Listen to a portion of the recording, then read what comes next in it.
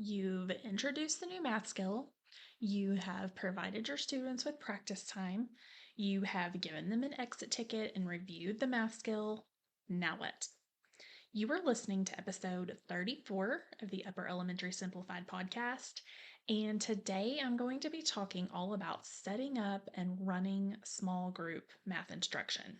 So let's go ahead and get started.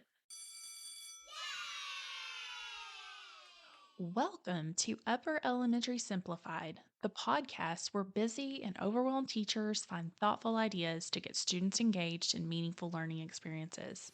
Hi, I'm Danna Rodebush, former fifth grade classroom teacher and founder of Teacher Tech Studio. I'm here to share practical tips and strategies that will help you grow as an educator.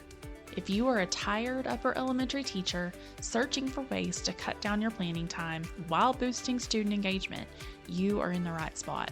Are you ready? Let's simplify. This 9-part series of Upper Elementary Simplified is sponsored by the Ultimate Guide to Guided Math for Upper Elementary Teachers. This free guide includes 43 pages of practical and useful tips for you to learn about guided math, including how to implement this powerful instructional strategy in your upper elementary classroom. Download your copy of this free resource by heading to teachertechstudio.com/guided math book. That link will be in the show notes.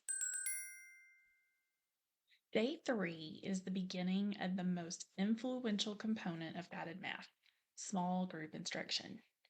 It typically takes about 2 days for all students to work through the routines.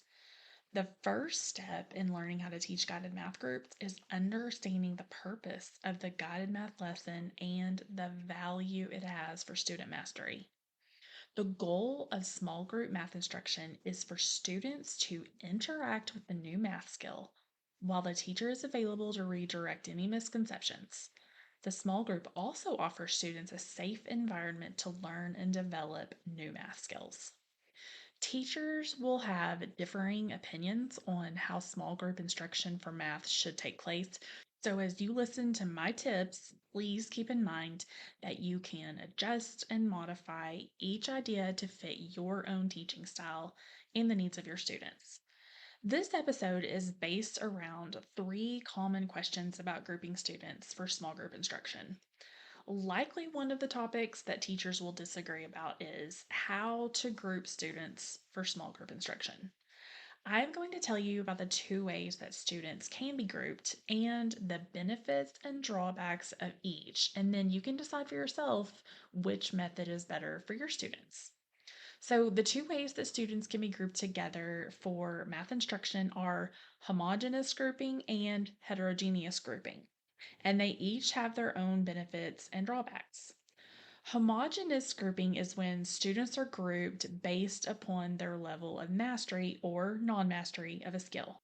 When students are grouped together based upon their level of achievement, they are less likely to feel intimidated and they can typically work at or near the same pace. However, in this type of grouping, if students are working without the teacher, like in math centers or stations, then they don't necessarily have a dependable leader. Heterogeneous grouping is when students are grouped with differing levels of mastery or non mastery of a skill. When students are grouped with these differing levels of achievement, students who are on the higher end can become leaders, and students who are on the lower end can learn from the others. The drawback of this grouping situation though is that sometimes intimidation can set in and or higher level students can become bored at the pace of instruction.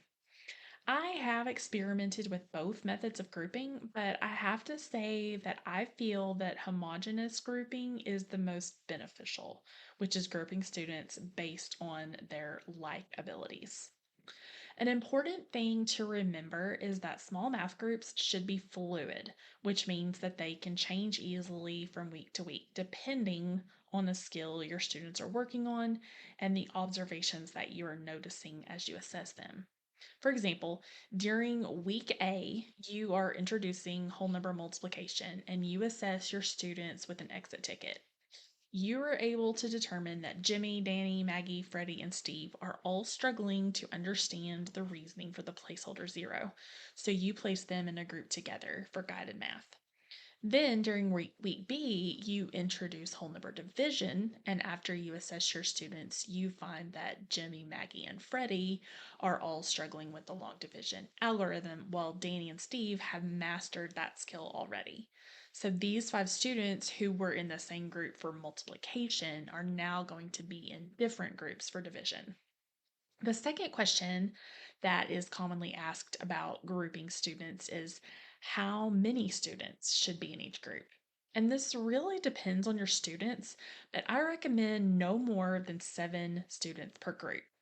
Ideally, a group size would be 4 to 5 students. This allows for the students to have enough peers that they feel comfortable and not alone, but not so many students that the shy ones get lost in chaos.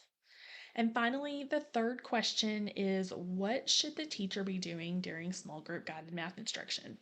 My answer to this comes in the form of 6 responsibilities. Number 1, guiding discussion and hands on activity. Number 2, observing and redirecting misconceptions. Number 3, taking anecdotal notes, which are quick notes of observation that help to drive future instruction or even future intervention. Number 4, allowing students to form conversations about math. Number 5, informally assessing students for misunderstandings, needs for intervention, and skill mastery. And number 6, making math fun. Your small group time should revolve around a guided math lesson. You will want to introduce or review related math vocabulary, and then review the new skill with a couple of examples, and then lead students into the lesson activity. The guided math lesson should involve some type of hands-on activity where students are engaged with practicing the math skill. You can choose to allow them to work together or independently, but it is important that you are available to guide them by answering questions, redirecting them when you see misconceptions, and simply observing and making notes. You will be assessing your students throughout the guided math small group lesson and activity, but you should also end the group time with a simple written assessment similar to an exit ticket. The feedback from students will give you a snapshot into their learning that you can review later after the noise has quieted, and then you can make decisions about how to move forward with your instruction. This can be as simple as giving students a blank index card and a question. I love to offer teachers samples of my math curriculum, so if you would like to try a sample of a guided math lesson, check out the link in the show notes at upperelementarysimplified.com/episode 34. Or you can find a link to the sample in the free Ultimate Guide to Guided Math, which is also linked in the show notes for this episode. That is all for this episode of Running Small Math Groups. Back in the summer, I did a series about how to run Math Workshop as a whole, and I went into more detail about ideas for what your students should be doing when they are not in a small group with you. If you want to check that series out, you can find links to all of those episodes in the show notes. That's episodes 12, 14, 16, and 18. So join me next Tuesday for the 7th part of the guided math series, where we will be discussing real world application and assessment. Have a great week and see you next Tuesday. Thank you so much for listening to this episode of Upper Elementary Simplified. I hope you are able to take away something useful that will help you grow as a teacher. I do have a quick favor to ask before you go. If you are enjoying the podcast, please let me know by leaving me a review. It really does make a difference because reviews impact search results, which helps me to expand my reach to other educators. Plus, I love to read my listeners' comments. Until next time, keep life simple.